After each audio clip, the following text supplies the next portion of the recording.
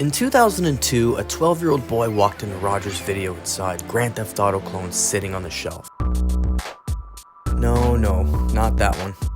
That clone was Mafia the Game by 2K Check, and that boy was me. I couldn't buy Grand Theft Auto Vice City as it was all over the newspapers and headlines for being too violent and also its portrayal of women, and my mom had absolutely forbidden it. Shut the fuck up!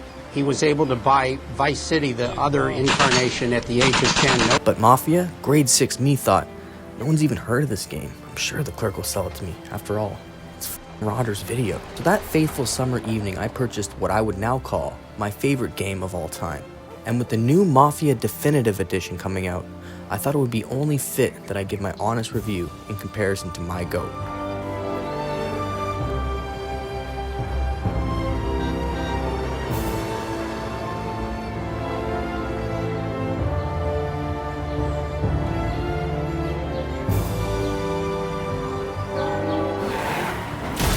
All spoilers set aside, you play as Tommy Angelo, an Italian cab driver whose smoke break is rudely interrupted by a wounded Sam and Polly, who are being chased by mobsters from the Morello family.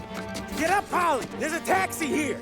After successfully dodging some bullets and some careful driving, Tommy's able to glitch his way through the city using those stupid roadblocks, which were a total shortcut for the lack of proper AI driving in the game. I guess they thought we wouldn't notice. That was your shortcut? I lost him, didn't I? Anyways, Tommy shakes the gangsters and returns to Salieri's bar, where he's greeted with a big ol' envelope of money, an offer he can't refuse, even though he kind of refuses it at first. You swerved to keep from hitting a little old lady. Oh, you talking a big one right now. Don't say you a gangster, you ain't no gangster. It's only when Tommy's taxi gets smashed and he gets chased by two goons back to Salieri's where he agrees to become a member of the family. I am so sorry. I didn't even effing see you at all, man. The story of Mafia Definitive Edition doesn't stray from its path. It's got the same missions in the same order with the same cutscenes, other than a couple of added doodads during the car chases. What does change, however, is the tone of certain parts of the game. So we're back, boss. Wonderful. Take a seat. The original Mafia had a very serious and dark tone, whereas the Definitive Edition uses comic relief in junction to the somber tone of the Mafia life. They do this quite well. Overall, the story's fine, but due to certain tone changes, scenes felt a bit different. For example, Tommy's scene with Sarah in the Definitive Edition is a lot darker because the game does a lot better job at establishing a connection between the two. You got an extra blanket or something? No. And the heat's out. You actually start to relate to the couple, which makes what happens later in this story a little bit more hard to come to grips with. Doesn't look too serious. Yeah, that's true. And every Polly scene is different because they turn him into an absolute fool. Cow says moo and the chicken says quack. In a good way. Plus, he kind of looks like Chris Kattan, who played Doug Butabi in The Night at the Roxbury. And if you look closely at Tommy, he kind of looks like Will Ferrell. What the f*** is going on? The world of Mafia, the Definitive Edition, felt wrong on many points.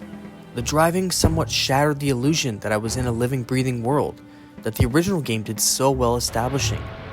The original port had a much stricter police system, which made driving from point A to point B actually relevant, instead of listening to Polly ramble on about something that has nothing to do with the story whatsoever. Granted, I actually didn't mind the changes to Polly's character, but I would have rather just to listen to some Django Reinhardt. That's totally in the game. Except, it's f***ing not. There's no Django. You know, the one artist that made the game feel like the 30s? No beautiful clarinets, no amazing complex guitar soloing, no uplifting beats and time signatures that take rocket science to recognize. All gone. Replaced with some generic jazz songs that for some reason don't mesh with the game in the slightest.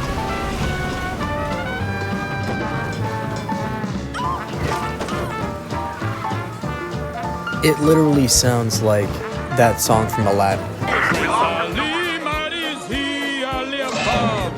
Strong as 10 regular men, definitely. I mean, the music's not bad, it just feels really generic. I really preferred the 2002 soundtrack. It's a shame they lost the rights to his music. But at least I can look forward to the gunplay this time. It was absolutely terrible in the 2002 version.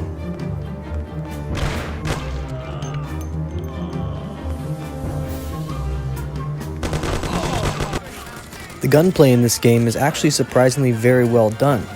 The guns actually feel weighted. When you shoot somebody, it feels like you're shooting somebody. Keys on the table. Stupid asshole. Overall, I enjoyed the remake.